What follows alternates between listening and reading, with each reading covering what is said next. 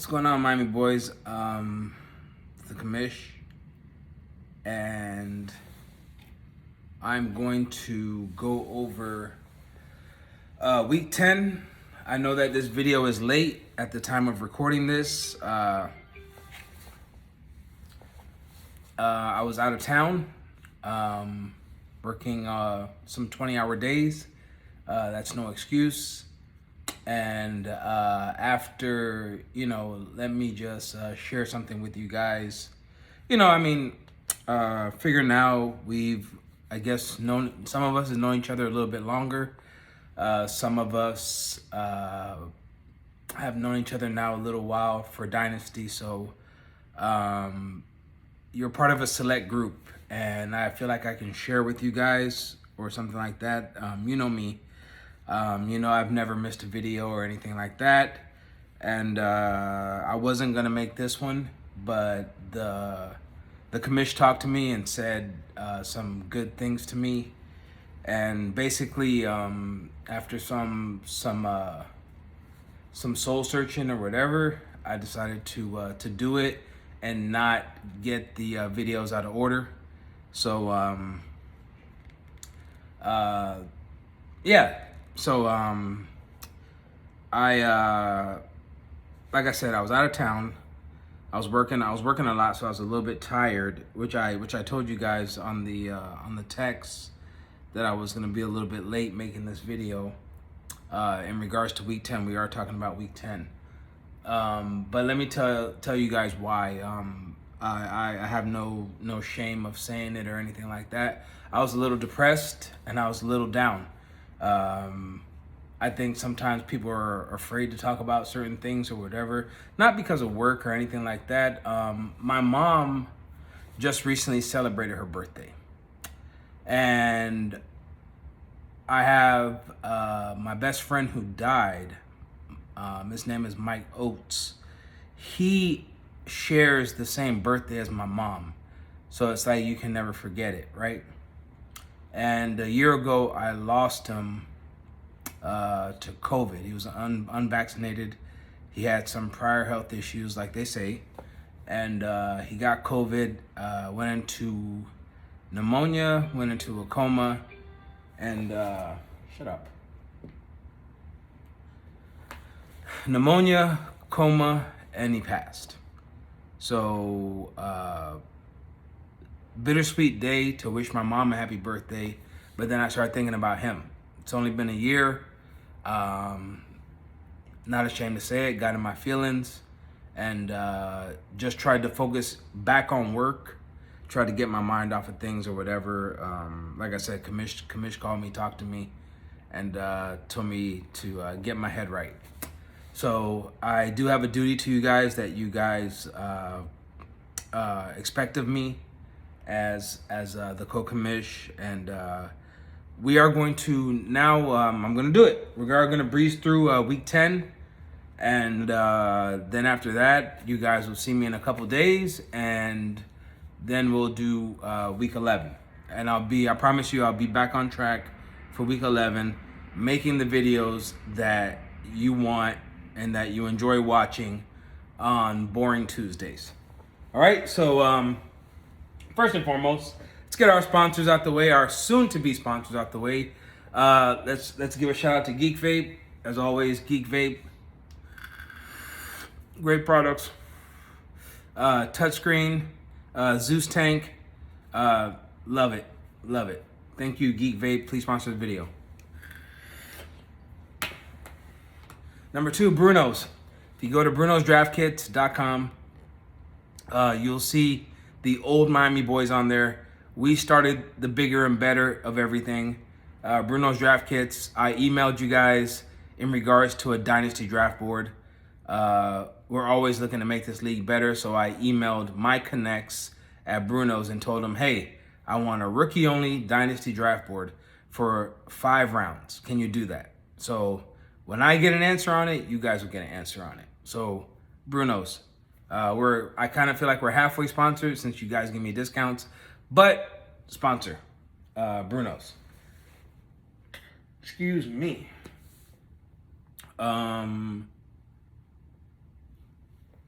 Okay, do I got everything? Yeah, I got everything. Okay, lastly, the Bible. Keep trade cut. Keep trade cut. Nobody uses you or pushes your name out there more than the Miami Boyz Dynasty. Keep trade cut. Sponsor the video. Now let's get into week 10. All right. No, that's I'm sorry. It's not time to pick up the book yet. Let's go over the scores of week 10, which had the game of the year. First and foremost, you had the Thursday night game. You had the Panthers win 25-15 over the Falcons. Falcons didn't show up. Deontay Foreman had a field day, and the Panthers were able to get the win. Hurts their draft stock, but they were able to get the win in that. Sunday morning at 9 a.m., you had the Buccaneers who are starting to find their legs. Buccaneers were able to beat the Seahawks 21-16. Looks like the Bucs are starting to get things rolling. Now Bucs are 5-5, Seahawks 6-4. They're both still in playoff contention. So let's see what they do down the stretch. The game of the year so far. One of the best. I personally watched this game from start to finish, and it was amazing. Vikings win over Bills 33-30 in overtime. What more can you say about Justin Jefferson? Right now, hands down, one of the best besides Tyreek Hill. But as far as what he can do, Tyreek's not going up, getting one-handers and doing what he's doing. The whole Minnesota Vikings came to play. Something's wrong with Josh Allen. Hopefully he gets it fixed here in week 11. Bills don't look like the quote-unquote Super Bowl favorites, and Josh Allen is no longer in the running for MVP, and let's keep it moving. Lions beat the Bears. Let me say this. Sean, I know you have Justin Fields, and he is great for fantasy. I think that every Justin Fields owner should write him a letter and say thank you for being selfish and doing what you're doing and running the ball and this and that, and you're getting us a shit ton of fantasy points, but we're losing games. So kudos to the Lions. Way to bounce back and get the win. Welcome back, Amon-Ra St. Brown. Lions win 31-30. Justin Fields rather have his stats than a win, because there's no way that the Bears should have lost this game. Next up, the Titans beat the Broncos in a stinker, 17-10. You lost Jerry Jeudy in this game. The Titans were down so bad, they had to revert to trick plays to Nakia Westbrook-Hines, who had 5 for 119 and 2 TDs on a flea flicker and on I think another trick play where both times he was wide open. So that's how bad the Broncos are. So that's all I have to say about that. And you already know how I feel about Broncos country. Let's ride. Next up, the Jags. The Jags, man. The Jags were hanging with the Chiefs a little bit, but Kansas City wins 27-17. Wasted effort by the Jags. They just couldn't stop the Chiefs in the end. Chiefs are rolling. Chiefs 7-2. Chiefs find a way to get it done. And now Isaiah Pacheco is leading the backfield, looking good for them and looking good for yours truly. But Chiefs are the Chiefs, man. Keep it rolling. This one, kudos to the Dolphins. The Dolphins destroy the Browns 39-17 with QB1 going for 285 and another game of 3 TDs. Nothing bad more need be said by these quote-unquote sportscasters looking for clickbait, looking for clicks and everything like that. QB1 is for real. The Miami Dolphins offense is for real. Mike McDaniels, you know what? To piggyback off something Ryan Clark said, I wanted Mike McDaniels here, but I didn't know what kind of relationship. You know, you got to learn to trust somebody. It's like a new relationship. And when I saw him call Tua on the plane, I was like, is he being for real or is he like BSing? You know, because Brian Flores talked about, oh yeah, Tua's fine, Tua's this, oh Tua, and he hated Tua. But to my demise, to my surprise, Miami Daniels has been 100% real about what he's wanted. He's been the perfect coach, and he's done everything here perfect. I can't find one thing that he's done wrong. And the Dolphins are cruising right now. All we need to do is get some defensive players back healthy, and I think that we will make a strong run into the playoffs. When the Miami Dolphins have the running game, and if you've been a Dolphins fan, or if you're watching this and you're a Dolphins fan, you definitely know that we don't have a running game. But for Raheem Mostert and Jeff Wilson to go off like that, and the offensive line, the offensive line, for them to be playing the way that they're playing right now gets me very, very excited. Not as fantasy. It does help, with the me owning Tua, but very, very excited for where the Miami Dolphins are going. As for the Browns now fall to 3-6. You have 2-3 weeks till Mr. Massage comes back and ruins your season. If I had any kind of say so, I wouldn't rush them back.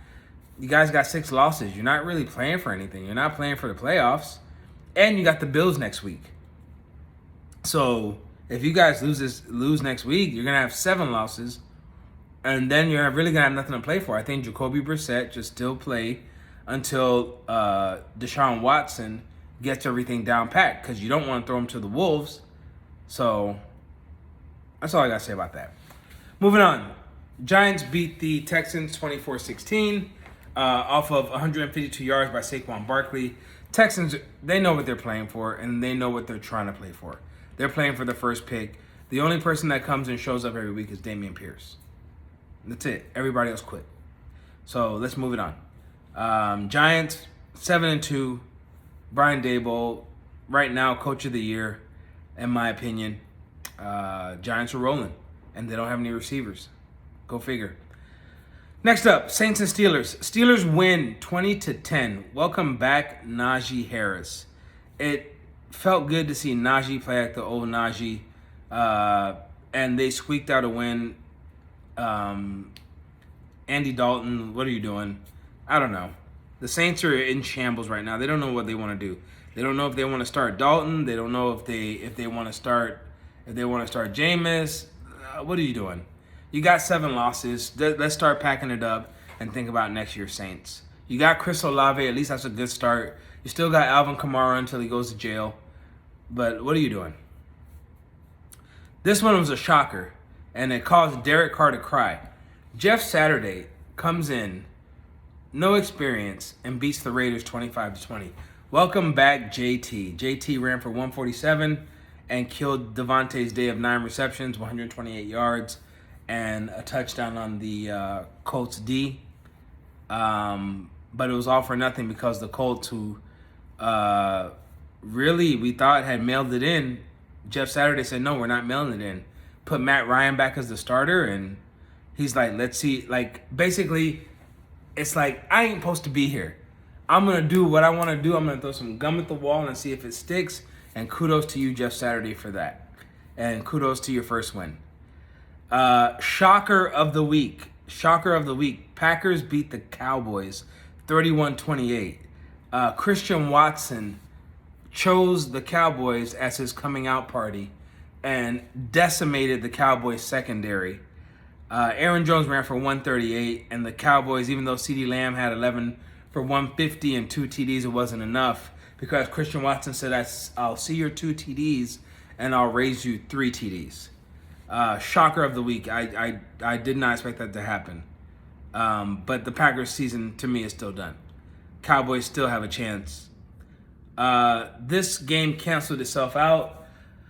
Rams and Cardinals, no Kyler Murray, no Matt Stafford. Cardinals win 27-17 behind Colt McCoy and DeAndre Hopkins. The Rams, this is what happens when you forfeit all of your draft picks for a Super Bowl. You're going to get the Super Bowl, but you're going to be horrible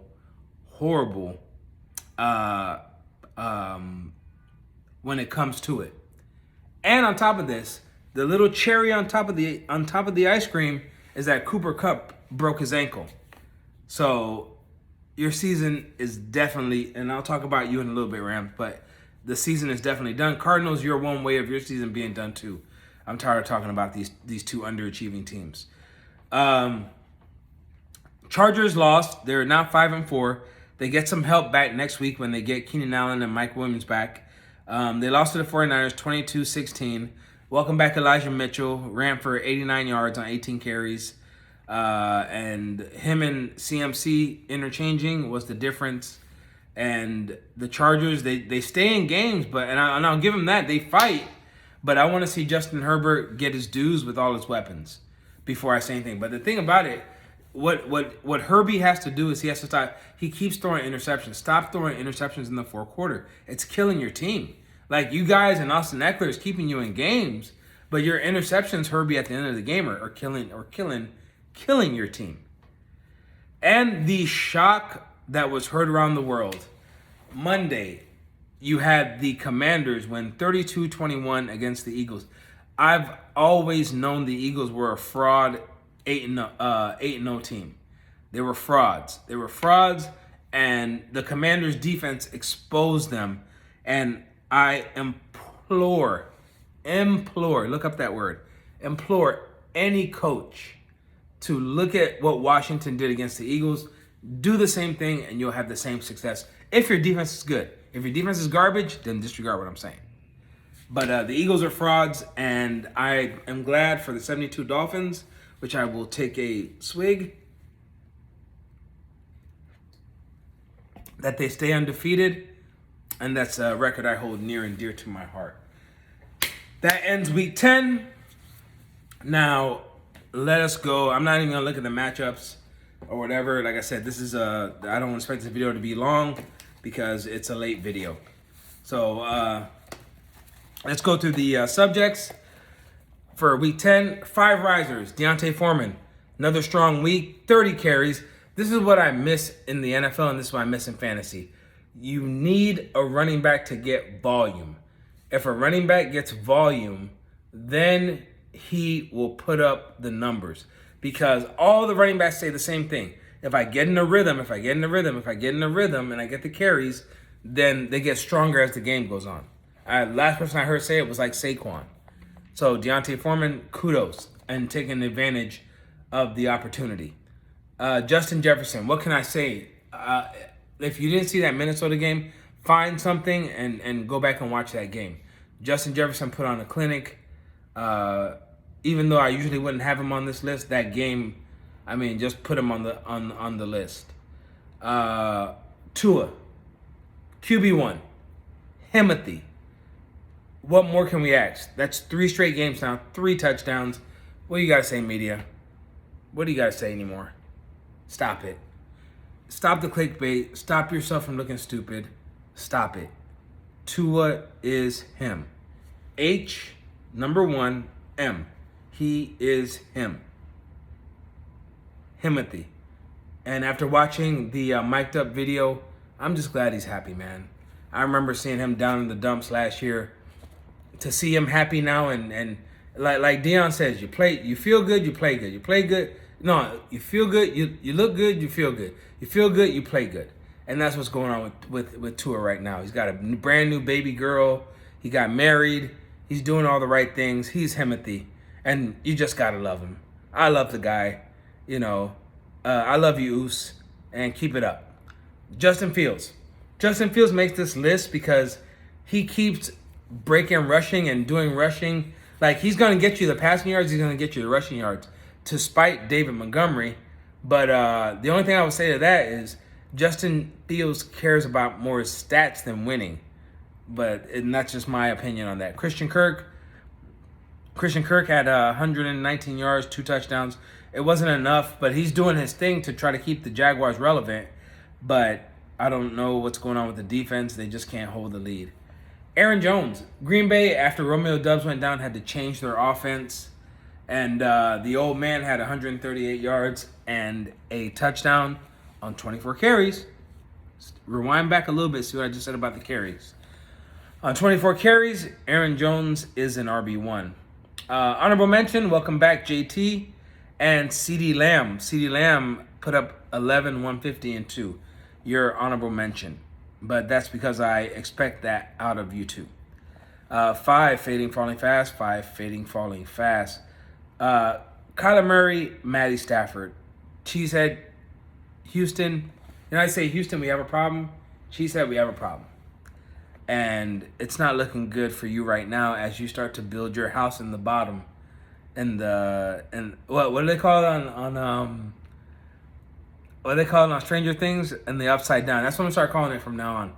I'm gonna be like, come on down, build your house in the upside down, because Kyler Murray and Matthew Stafford are underachieving, and now they're both missing time. Horrible. Uncle Lenny, Leonard Fournette, he hurt his hip. Rashad White came in and had 22 carries for 105 yards. I think Leonard Fournette lost his job. So that's why he's on this list. DeAndre Swift, what's his name? Jamal Williams. It seems like every week he has 2 touchdowns. And all you do is you're hurt. And it's like I feel like Jamal Williams is the number 1 on the team. And you're just in a complimentary role. You're like the scat back. Especially after where people drafted you. Just horrible. And Jamal Williams was drafted way later than that. Zeke was hurt. Zeke's been hurt. Zeke ain't played or whatever. And Tony Pollard is starting to chip away at Zeke's starting position. It's only because of Jerry Jones why Tony Pollard is not starting full time. And those are your 5 fading, falling fast. 5 rooks that cook. Drake London. You continue to do it, but you do it for like a quarter. But I can't blame you. That's why you're on this list of rooks that cook. Like, if you got the volume, like, I really feel like you put up great numbers, but your team will throw to you, and then they'll throw to you once and run 85 times. So you're on the list, but I don't know what's going on with the Falcons. They're just gonna run to death. Isaiah Pacheco. Way to take full advantage of your opportunity, buddy. And kudos to you for getting the starting position, working your way up from what? Fourth string. Because he started on the depth chart in 4th string, because there was Rojo at 3rd, McKinnon at 2nd, and CEH. All 3 of those guys I just named are still on the team, and Pacheco has passed all of them to start. Good shit. Good shit, Isaiah Pacheco. Damian Pierce on the rooks that cook. Damian Pierce did not get the memo that although they're trying to suck for Stroud, he didn't get the memo, and he's still running hard, and he had over 100 yards this week. So kudos to you, Damian Pierce. Christian Watson chose this week as his coming out party. 3 touchdowns against Dallas off of 3 bombs. Amazing. Brian Robinson had over 100 yards in the Commanders' win over the Eagles, and solidifying himself as the number 1 guy there. 5 rooks that are shook. Alec Pierce now, I hate to say it, he's been surpassed by what's his name? Hold on. Shucks. Paris Campbell. Matty Ice used to look his way. He looked promising, but now he only looks Paris Campbell's way. Kenny Pickett. Kenny keeps throwing for yards, but he doesn't throw for touchdowns. It's befuddling. Wan'Dale Robinson, 1 catch for 5 after getting the starting position. 1 catch, 5 yards, Wan'Dale. You got to do better, man. You got to do better. Sky Moore. After Juju got hurt, Sky Moore came in and did nothing. And Kenneth Walker against the Bucks did absolutely nothing for his owners. I think he only had matter of fact, let me give you those numbers straight up on why he's on the list after being on rooks that cook for so long. 10 carries, 17 yards for Kenneth Walker. So there's that. Sorry, Kenneth, you're on the list. Teams that Pissed off the fantasy gods. Here we go in the NFL. These are teams that pissed off the fantasy gods and just can't seem to get a win. Carolina, they're basically either suck for Stroud or suck for the Alabama quarterback.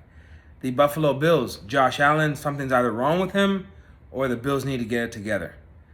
Broncos country, let's ride. That's all I'll say about that. The Jags are fighting, but something they just can't pull it out in the second half. In the first half they look good, second half they can't. The Browns are the Browns. You're getting your Deshaun Watson karma.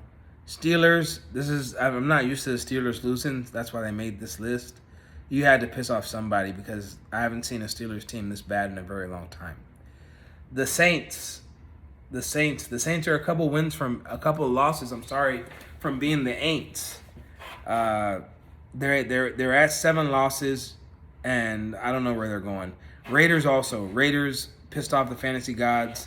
Al Davis is like making you guys lose from the grave. The Raiders have 7 losses. Derek Carr is crying. He doesn't know what to do. I don't know what's going on. And as far as other teams that piss off the fantasy gods, Teddy and Cheesehead. As far as Miami Boyz Dynasty, Teddy and Cheesehead, I don't know what's going on. Cheesehead I do. Cheesehead, it's his quarterbacks. But Teddy, I've never seen this before, man. You've got like 4 losses in a row, man. Woo. I don't know, man. I don't know. You pissed off the fantasy guys somehow. But anyway, moving on to teams that need a win to save their season. These are teams that have 5 or more losses. And you can't really have any more than 6 losses if you're trying to make wild card. You got the Chargers, the Cardinals, the Rams, which I feel like both of those seasons are over. The Raiders, I feel like their season is over. The Saints, their season is over. They have 7 losses. The Steelers, they have 7 losses. Their season is over. And the Browns have 6 losses. If they get one more, I think that it won't be a need for Deshaun Watson to play because they'll be out of it. Now it's time to make a trade. Time to panic and time to make a trade. Cheesehead and Teddy. Cheesehead, you lost Cooper Kupp. You lost Matty Stafford. Broncos country, let's ride is your other quarterback. I don't know if you might need to make a trade and do something, man. I don't know. But it looks like it's downhill from there. Teddy, make a trade and save your season. It's not looking good, brother. You need to shake it up. You have ultimate draft capital, and you know who. I'm not going to say the name. But you might need to make a trade, man, because this year it's not working. And I know you'll never say it, but the Travis Etienne and the Jalen Waddle are coming back to bite you. And that's why you were on the teams that pissed off the fantasy gods because of those trades. And you can ask Poppy Henny about that because he's on that list too for all the trades that he made. You know, because he's basically giving Goggles free money every week. It's time for the award-winning You Are Who We Thought You Were. You are who we thought you were, Teddy and Cheesehead. I thought that the losses would stop, but the losses keep coming. You are who we thought you were. You both have bought prime real estate in the Upside Down, and Teddy has been building his house a little bit longer than Cheesehead, but it's good to have neighbors, and I welcome you guys with open arms. Canes Gang, you are who we thought you were. After the loss last week to Chino, you bounce back. You're back to 500. You're trying to save your season, even though you won't make a trade.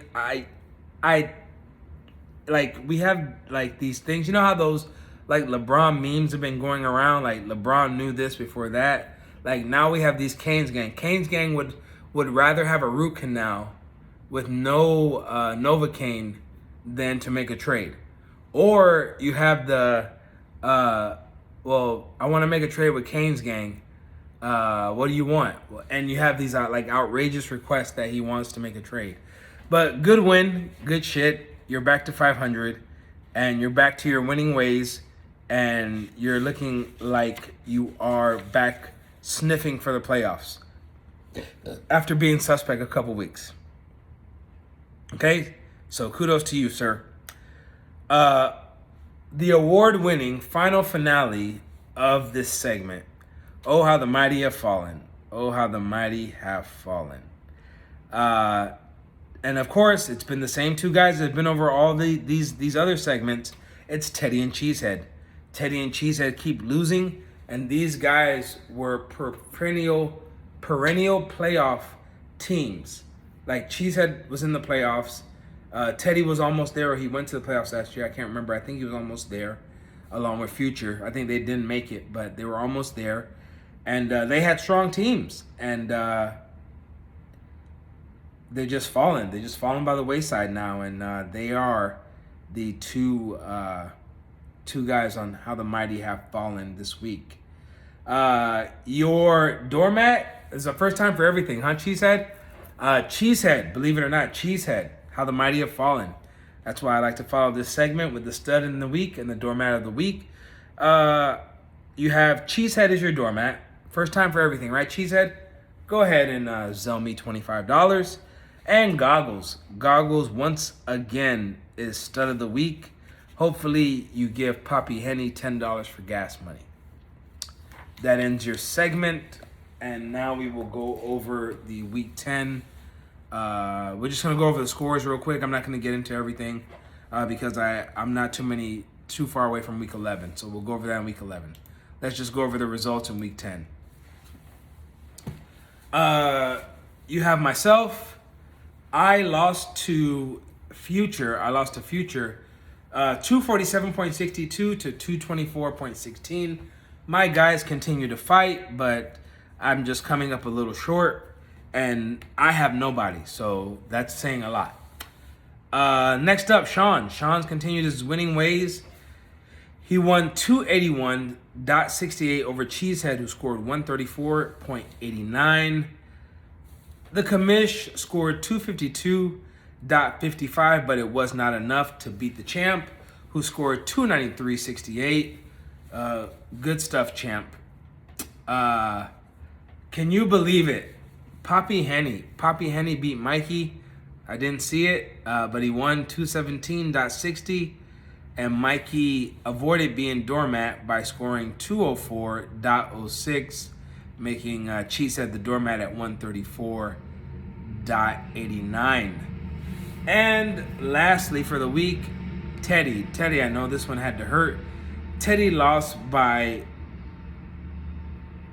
1.5 to Kane's gang, 258.89 to 259.59. That one had to hurt, Teddy. I feel for you on that one. Again, sorry for the late video, guys. That recaps Week 10. I promise I'll be back to normal in Week 11. See you soon. Commish out.